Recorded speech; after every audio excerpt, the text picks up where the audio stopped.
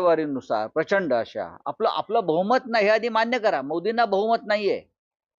मोदी कुबड्यांवर आहेत आणि राहुल गांधी परभणीत आले. आपण जायला पाहिजे होतं गृहमंत्री किंवा मुख्यमंत्री म्हणून. आपण गेलात का?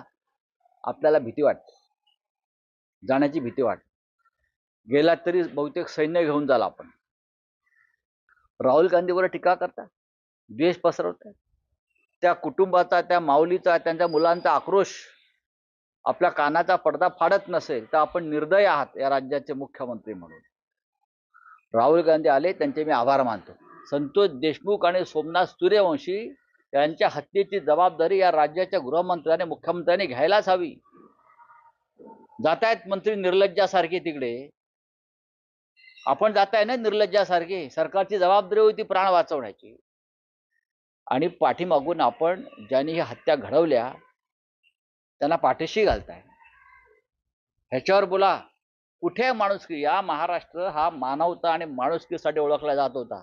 गेल्या 5 वर्षामध्ये या राज्यामध्ये मानवता, माणुसकीचा खून झालेला आहे. रोज खून होतो आहे. आणि देवेंद्र फडणवीस खोटं बोलतायत विधानसभेत. आम्हाला लाज वाटते.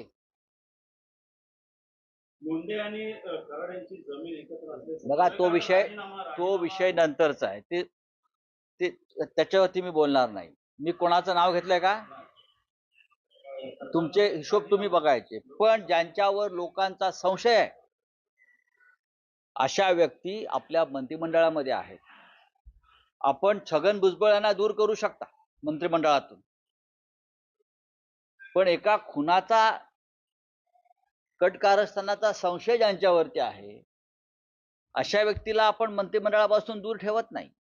कारण तुमचं जातीचं राजकारण आहे. तुम्ही एक समाज वापरून घेताय. छगन भुजबळ यांना तुम्ही दूर ठेवतात. काही आमदारांचा म्हणे विरोध आहे, पण इथे जनतेचा विरोध आहे. बीडसह महाराष्ट्रातल्या मोठ्या समाजाचा विरोध आहे. आम्हाला पकडाल तुम्ही खोटे आरोप टाकून. विरोधकांना पकडाल, विरोधकांवर खोटे गुन्हे दाखल कराल.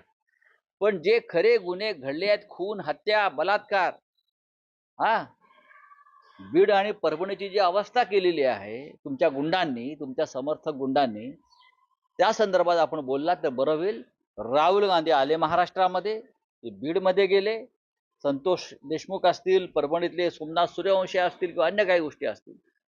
त्याच्यामुळे महाराष्ट्रात काय चाललंय हे देशाच्या पातळीवर पसरलेलं आहे. पढ़ते रहिए fight against criminal daily newspaper.